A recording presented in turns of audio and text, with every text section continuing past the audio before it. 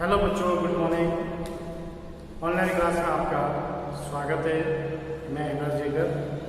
हम आज की तारीख है 8/8/20। बहुत ही अच्छा दिन है। कक्षा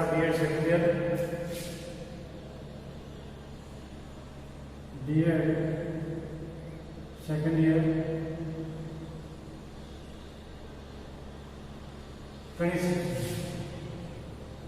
बहुत ही अच्छा और इंटरेस्टिंग सब्जेक्ट है ये। जिसने ये गणित सब्जेक्ट लिया है उन विद्यार्थियों को मैं बड़ा एक अच्छा मानता हूँ कि उनको एक बहुत ही अच्छा इंटरेस्टिंग सब्जेक्ट मिला है जो एक बालक को अच्छे से पढ़ा सकता है और अच्छे से टैकल कर सकता है। आज हम जीवन में कोई ना कोई कार्य करते हैं।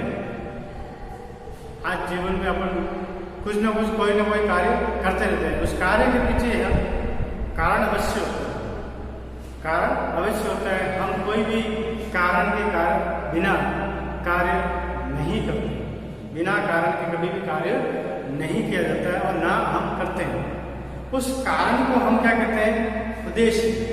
यानी हम हमारे जीवन में जितने भी छोटे बड़े कार्य करते हैं, जितने भी जैसे आज पढ़ाई कर रहे हैं, हम शिक्षण करा रहे हैं, खेल रहे हैं, कूद रहे हैं, भाग रहे हैं, सो रहे हैं, तो उसके पीछे कोई ना कोई उद्देश्य अवश्य होता है। बिना उद्देश्य के कोई भी कार्य नहीं किया जाता है। और अगर किसी कार्य का अगर उद्देश्य नहीं छिपा हो तो उस कार्य को व्यक्ति नहीं करता। यानी किसी भी कार्य के पीछे उद्देश्य होना अवश्य होना चाहिए। बिना उद्देश्य के कोई भी कार्य नहीं किया जाता। तो जैसे शिक्षा समाज की क्या है? आदर्शिका। आज मैं बताता हूँ कि इकाई एक में गणित शिक्षण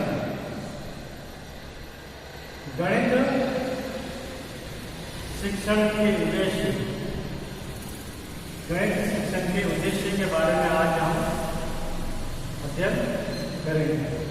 गणित शिक्षण के उद्देश्य, पहले तो हमारे उद्देश्य का पता चल रहा है कि उद्देश्य मैंने बताया अभी आप कि कोई भी कार्य करते हैं उस कार्य के पीछे उद्देश्य अवश्य होता है। बिना उद्देश्य के कोई भी कार्य नहीं किया जाता है और अगर कार्य किया भी जाए तो वो कार्य कभी भी सफल नहीं हो पाता है।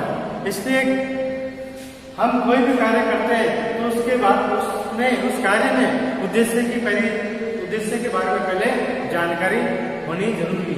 अगर जानकारी नहीं होगी तो कोई भी कार्य में रुचि नहीं लेगा।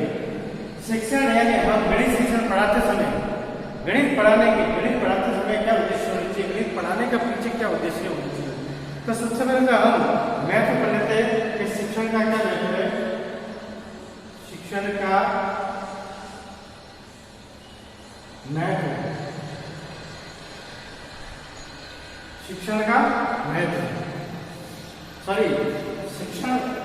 उद्देश्य।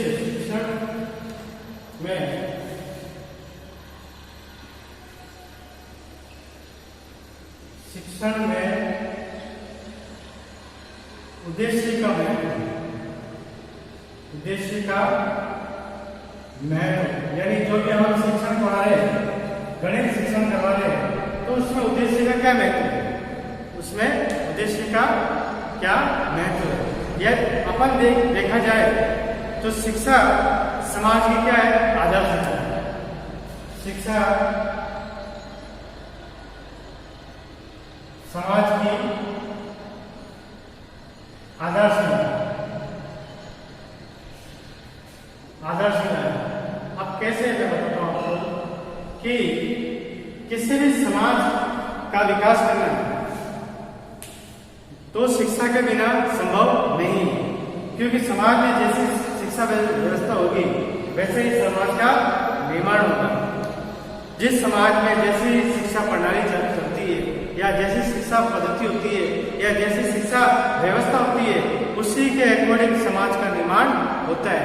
बिना शिक्षा के कोई भी समाज ना तो विकसित कर पाएगा और न ही समाज का विकास होता है।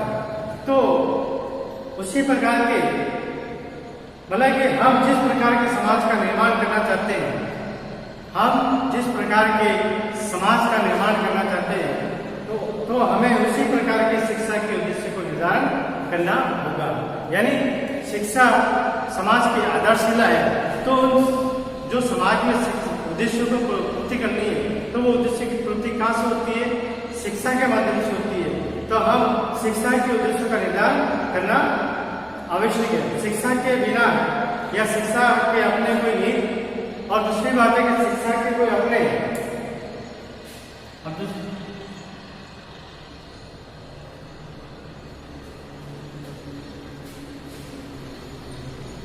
समाज की शिक्षा समाज की आदर्शिला है, और शिक्षा से ही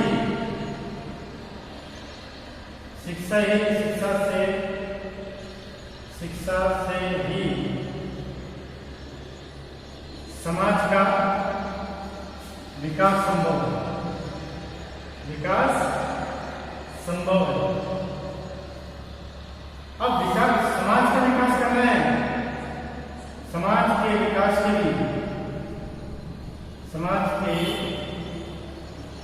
विकास के लिए शिक्षा के उद्देश्य को निर्धारित करना होता है। शिक्षा के उद्देश्य को निर्धारित करना होता है, निर्धारित करना पड़ता है।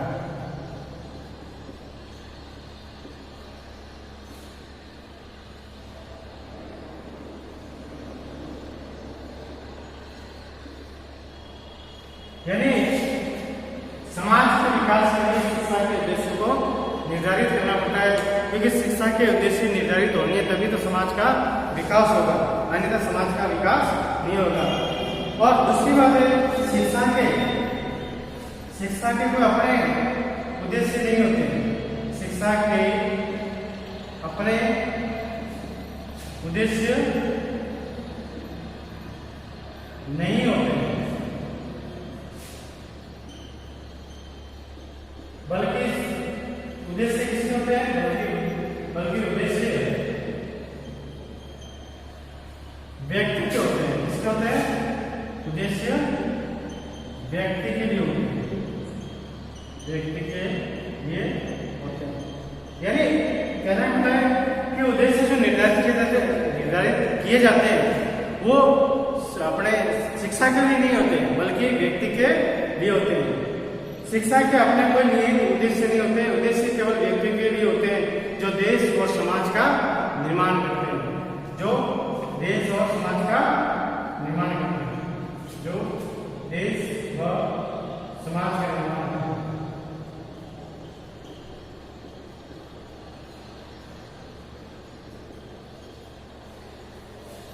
यानी जैसे शिक्षा के उद्देश्य निर्धारित होंगे, वैसे ही समाज का विकास होगा, समाज की व्यवस्था बनेगी, और समाज में रहने वाले कोई समाज वर्ग का विकास नहीं होगा, समाज में रहने वाले नागरिकों का विकास होगा। समाज में जो एक आदर्श नागरिक बनेंगे, और आदर्श नागरिक बनेंगे तभी तो अच्छा राष्ट्र बनेगा। तो शिक्षा के उद्देश्यों को इस तरह से निर्धारित किया जाता है। अब उद्देश्यों के ज्ञान के अभाव में, बिना उद्देश्य के कहते हैं कि बिना उद्देश्य के कोई भी कार्य सफल नहीं होता है। तो एक बात लिखी है कि उद्देश्यों के ज्ञान के अभाव में शिक्षक उस नाविक के समान है जो अपने लक्ष्य या मंजिल को नहीं जानता है। उद्देश्य के ज्ञान के अभाव में शिक्षक उस नाविक के समान है जो अपने लक्ष्य या मंजिल को नहीं जानता है, और छात्र उस पर्वतवार वी नौका के समान है जो लहरों के थपेड़े खाकर किसी किनारे पर जाकर लग जाती है। एक बार बात करूंगा कि उद्देश्य के ज्ञान के अभाव में शिक्षक उस नाविक के समान है जो अपने लक्ष्य और मंजिल को नहीं जानता है। यानी उद्देश्य के बिना शिक्षक भी उस नाविक के समान होते हैं जो अपने लक्ष्य और अपने मंजिल को नहीं जानता है, और छात्र उस पर्वतवार के बिना है जो नौका के पर्वतवार विहीन नौका के समान है, जो हवा के थपेड़ों से कहीं भी किनारे पर जाके लग जाती है। कहने का मतलब है कि जब तक आपका उद्देश्य निर्धारित नहीं होगा तब तक ना तो छात्र ना कोई व्यक्ति अपनी मंजिल पा सकता है, ना कोई लक्ष्य प्राप्त कर सकता है। यानी नाव यहाँ पे एक किसी ने कहा है तो वो नाव का मतलब ये होता है कि अगर बिना पर्वतवार है, पर्वतवार यानी बिना उद्देश्य के, पर्वतवार मैंने उद्देश्य देते हैं यहाँ पे, तो बिना उद्देश्य के अगर अपन नाव चलाएंगे तो अपनी नाव हवा के साथ किनारे पे जाके लग जाएगी, अपन गंतव्य स्थान तक नहीं पहुंच पाएंगे। तो कुछ परिभाषा दे रखी है वो मैं बताता हूँ आपको। कुछ विद्वानों ने शिक्षण में उद्देश्य के महत्व की परिभाषा इस प्रकार दी है, जैसे कि वेवलिन के अनुसार शिक्षा एक अर्थपूर्ण व नैतिक प्रक्रिया है। क्या है? शिक्षा एक अर्थपूर्ण व नैतिक प्रक्रिया है, अतः यह कल्पना ही नहीं की जा सकती कि उद्देश्य विहीन। यानी शिक्षा को क्या माना है? एक अर्थपूर्ण और एक नैतिक प्रक्रिया माना है। शिक्षा को एक अर्थपूर्ण और नैतिक प्रक्रिया माना है। यानी शिक्षा एक ऐसा कार्य है जो बालक का, एक व्यक्ति के सर्वांगीण विकास में सहयोग देगा और उसके नैतिक प्रक्रिया में सहयोग देगा, उसके और एक देश को, एक समाज को, एक राष्ट्र को आगे बढ़ाने में सहयोग देगा। यानी ये शिक्षा उद्देश्य में हो ही नहीं सकती, उद्देश्य में हो ही नहीं सकती। यानी इसने कहा कि अतः यह कल्पना की नहीं जा सकती कि उद्देश्य भी हो। यानी शिक्षा के द्वारा हम ये नहीं सोच सकते कि कोई भी कार्य उद्देश्य विहीन होगा। यानी शिक्षा के माध्यम से ही उद्देश्य की प्राप्ति की जा सकती है। उद्देश्य के हम कोई भी अगर कार्य करते हैं शिक्षा के माध्यम से तो वो उद्देश्य पूर्ण होगा।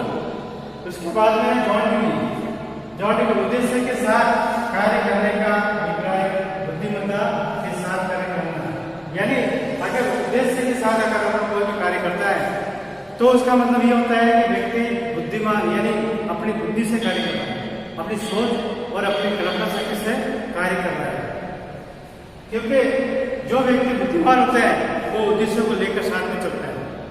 अगर बिना उद्देश्य के कोई भी कार्य किया जाए तो उसको पता रहता है कि बिना उद्देश्य के कार्य करने से हमेशा असफलता प्राप्त होती है, लक्ष्य की प्राप्ति नहीं होती, उद्देश्य की प्राप्ति नहीं होती।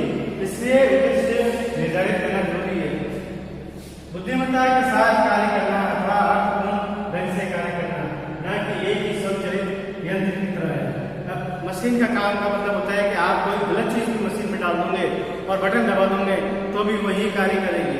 अगर आपने गेहूं डाला तो भी उसको पीसेगी और आपका हाथ डाल दोगे या किसी व्यक्ति को डाल दोगे तो भी उसको पीस देगी। यानी उसका मतलब उद्देश्य ये होता है कि पीसना, बाकी उसमें वो गलतियां, उसमें वो ये नहीं देख पाएगी कि क्या गलत है और क्या सही है। यहाँ पे हम सही बातों का ही उद्देश्य लेकर शिक्षा के माध्यम से लक्ष्य की प्राप्ति की जा सकती है। अब है गणित शिक्षण के उद्देश्य। अब गणित शिक्षण के क्या क्या उद्देश्य है? यानी कहने का मतलब है कि आप गणित पढ़ते हैं तो उसके पीछे क्या उद्देश्य है? गणित पढ़ने से क्या उद्देश्य होता है?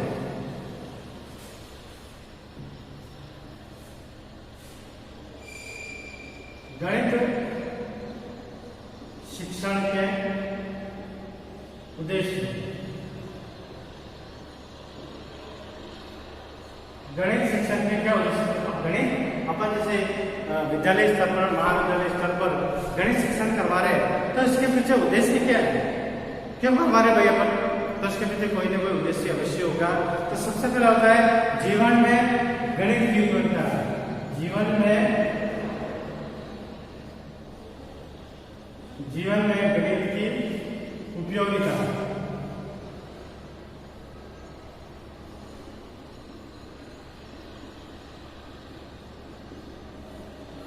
जीवन में गणित की उपयोगिता कैसे? आप सुबह उठने के बाद और सोने से पहले आप पूरे दिनचर्या में आप गणित को कहीं न कहीं इस्तेमाल करते हैं। जैसे समय देखना, ये गणित है। आप समय पे जा रहे हो विद्यालय तो ये गणित है। आप कितने टाइमिंग में पहुंचेंगे ये भी गणित है। आप क्रय विक्रय कर रहे हो ये भी गणित है। आप लेखा जोखा रख रहे हो ये सब गणित है। यानी अपन कहीं न कहीं गणित से मतलब कि घिरे हुए, गणित विषय से घिरे हुए। हम सुबह से उठने के बाद सोने से पहले हम पूरे दिनचर्या में गणित का ही उपयोग करते हैं। इसलिए गणित शिक्षण करवाना आवश्यक है।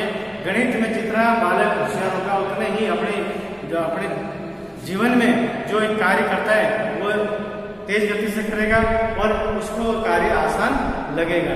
दूसरा है वैज्ञानिक दृष्टिकोण का विकास या वैज्ञानिक दृष्टिकोण का निर्धारण। वैज्ञानिक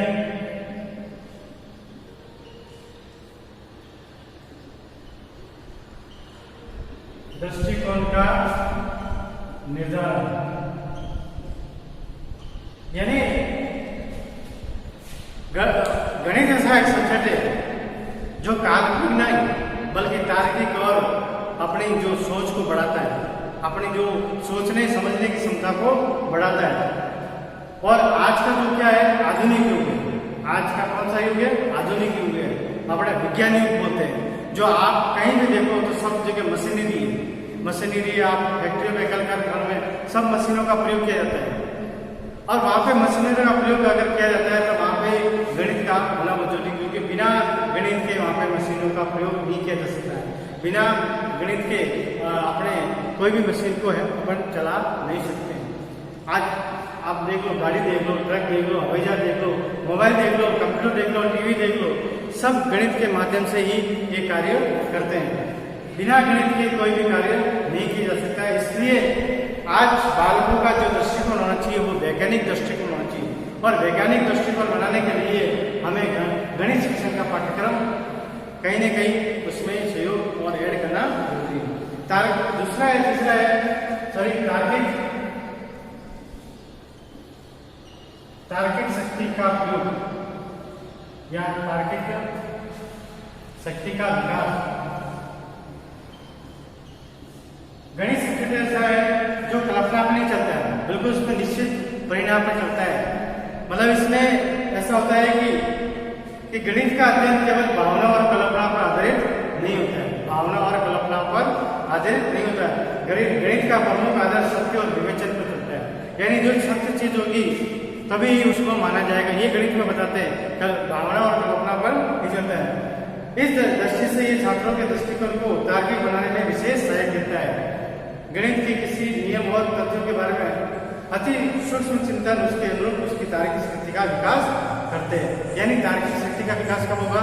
जब गणित पाठ्यक्रम का हम सहयोग गणित पाठ्यक्रम का विकास करेंगे, गणित पाठ्यक्रम को जोड़ा जाएगा, तभी उसका विकास होगा। नेक्स्ट है गणित और शुद्धता का प्रदान करना। गति एवं शुद्धता प्रदान करना।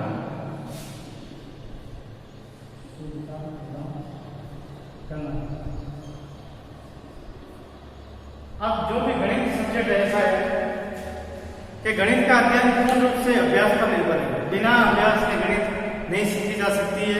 गणितीय समस्याओं को हल करने का नियमित अभ्यास छात्रों को आवश्यक है और नियमित अभ्यास करने से एक छात्रों के अंदर एक आदत सी बन जाती है, एक गति बन जाती है और शुद्धता का विकास होता है। हर कार्य को अच्छे से पेश करने की उनके अंदर एक आदत सी बन जाती है, एक उनके अंदर एक गुण पैदा हो जाता है। तो उनके एक बालकों के अंदर गति और शुद्धता का विकास होता है और समस्याओं का चिंतन करने तथा सही परीक्षण कर सही निर्णय लेने की क्षमता का विकास होता है। नेक्स्ट है एकाग्रता,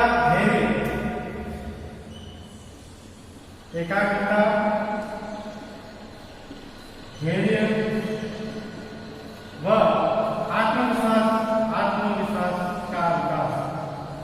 आत्मविश्वास का विकास, जैसा कि मैंने आपको बताया कि गणित ऐसा सब्जेक्ट है जो कल्पना और भावनाओं के ऊपर आधारित नहीं होता है, बल्कि इसमें निश्चित परीक्षण किया जाता है, अभ्यास की जरूरत होती है और निश्चित जो आंसर होता है वही निकाला जाता है। इसलिए उनमें और बार जब बालक के सामने कोई समस्या आती है, गणित की समस्या आती है, तो उसके लिए बार बार वो अभ्यास करता है, बार बार वो उसको सॉल्व करने के लिए कोशिश करता है, हल निकालने की कोशिश करता है। तो उसमें एकाग्रता, धैर्य और आत्मविश्वास का क्या होता है? विकास होता है। क्योंकि एकाग्र होकर वो उस सवाल पर चिंतन करता है, मनन करता है, तो उसमें धैर्य, और धैर्य का मतलब होता है कि वो अपने एक विश्वास होता है कि मैं कहीं ना इसको सोल्व कर पाऊंगा, तो उसमें एकाग्रता, धैर्य और आत्मविश्वास का विकास होता है। नेक्स्ट है तकनीकी व कौशल का विकास। तकनीक व कौशल का विकास।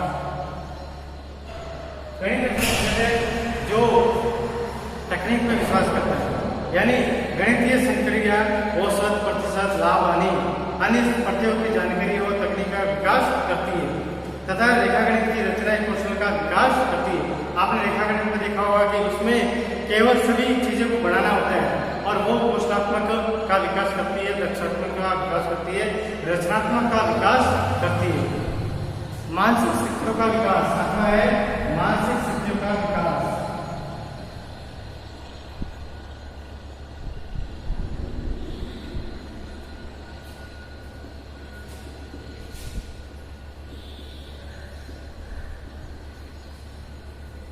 मतलब है कि अपने गणित मेरे बार बार ये बोल रहा हूँ कि गणित जो सब्जेक्ट होता है वो कल्पना पर आधारित नहीं होता है, बल्कि भावनाओं अपने सत्य पर आधारित होता है। गणित का अध्ययन केवल भावना और कल्पना पर आधारित नहीं होता है। गणित का प्रमुख आधार क्या होता है? सत्य पर विवेचन करना, यानी सत्य पर विवेचन करना। और सत्य निकालने के लिए, सही निर्णय निकालने के लिए वो क्या करता है? अपनी जो मानसिक जो क्रियाएं होता है उन क्रियाओं को तेज करता है, उन क्रियाओं को कंटिन्यू करता रहता है, उसका अभ्यास करता रहता है। तो उससे क्या होता है? मानसिक शक्ति का उसका विकास होता है, उसकी मन की जो शक्ति होती है उसका विकास होता है। बार बार उस कार्य को करता है, बार बार उसमें उस कार्य में मन लगाता है, तो उससे उसकी मानसिक शक्तियों का विकास होता है। छात्रों को अगला है छात्रों को माध्यमिक शिक्षा के लिए तैयार करना है। माध्यमिक शिक्षा के लिए तैयार करना है,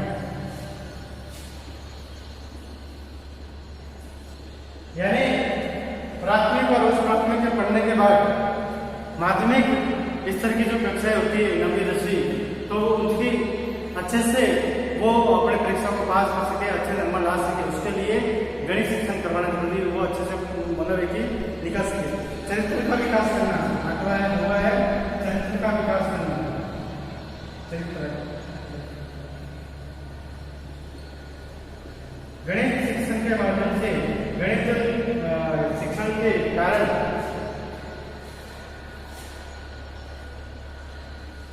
विद्यार्थियों में, व्यक्तियों में किसका विकास होता है? चरित्र का भी विकास होता है, यानी हर कार्य को करने की आदत पड़ जाती है, जिससे उसके माइंड में, उसके विचारधाराओं में एक सकारात्मक सोच बन जाती है, सकारात्मक विचारधाराएं बन जाती है। तो सकारात्मक सोच बनने के कारण उसका चरित्र का विकास होता है, यानी जो वो जितना अच्छा सोचेगा उतना ही उसका व्यक्तित्व का क्या होता है? विकास होता है। उसके बाद में अवकाश के समय का उपयोग। गणित ऐसा एक सब्जेक्ट है जो अवकाश के समय में भी उपयोग किया जा सकता है। अवकाश के समय का उपयोग, यानी छुट्टी में भी हम गणित सब्जेक्ट पढ़ सकते हैं, स्कूल में भी हम गणित सब्जेक्ट को अध्ययन कर सकते हैं। गणित सब्जेक्ट ऐसा है जो हम कैसे भी माहौल में उसको अध्ययन कर सकते हैं, कितनी भी बोले कितना भी शोरगुल की न हो, आप गणित सब्जेक्ट को अच्छे से अध्ययन कर सकते हैं। आप इन बिंदुओं को नोट कर सकते हो। 10 बिंदु मैंने बताया है कि गणित शिक्षण के क्या उद्देश्य है, इन बिंदुओं को आप नोट कर लीजिए। और मैंने ये बताया कि गणित शिक्षण के उद्देश्य, यानी गणित और भी बहुत सारे बिंदु है। गणित हर सब्जेक्ट में काम आता है। जैसे अपने इतिहास पढ़ते हैं तो वहाँ पे भी आंकड़ों के लिए गणित की जरूरत पड़ती है। भूगोल पढ़ते हैं तो वहाँ पे भी आंकड़े चाहिए। संस्कृत पढ़ते हो तो वहाँ पे भी वैदिक गणित चलती है, तो वहाँ पे भी गणित, यानी गणित एक ऐसा सब्जेक्ट है जो सभी सब्जेक्टों से सहसंबंध रखता है। और दूसरे जो सब्जेक्ट पढ़ते हैं वो बिना गणित के हम उसका अध्ययन नहीं कर पाते, इसलिए गणित का शिक्षण कराना जरूरी माना जाता है। एक आवश्यक सूचना है कि आप कमेंट्स बॉक्स में जाकर अपना नाम, अपना पिताजी का नाम लिखकर अपनी उपस्थिति जरूर दर्ज करवाएं। अगले वीडियो में हम अगला विषय पढ़ेंगे। धन्यवाद।